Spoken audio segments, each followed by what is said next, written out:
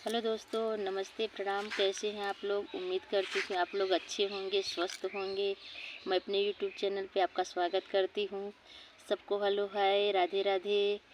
अब मैं एक लाचारी गीत सुनाने जा रही हूँ। कैसा लगेगा आप लोग बताना कमेंट करके। आप लोग कहाँ से देख रहे हैं मेरी वीडियो ये भी बताना।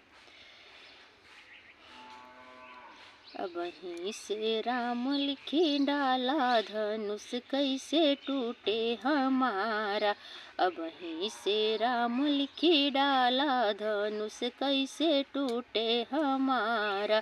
बरहई बरिस हम ब्रह्मा के पूजले, बरहई बरिस हम ब्रह्मा के पूजले। वो नहु न भैले सहारा धनुष कैसे टूटे हमारा।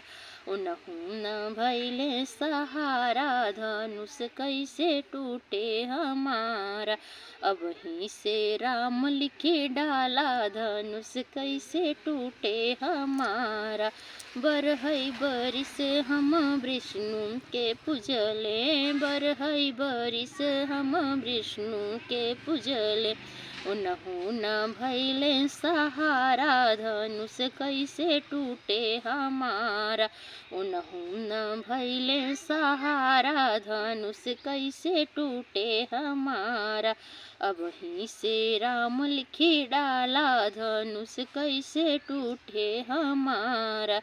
बरहई बरिस हम शंकर के पूजले, बरहई बरिस हम शंकर के पूजले। उनहु न भैले सहारा धनुष कैसे टूटे हमारा।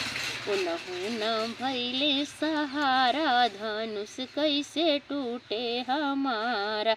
अबहीं से राम लिखी डाला धनुष कैसे टूटे हमारा। अबहीं से राम लिखी डाला धनुष कैसे टूटे हमारा।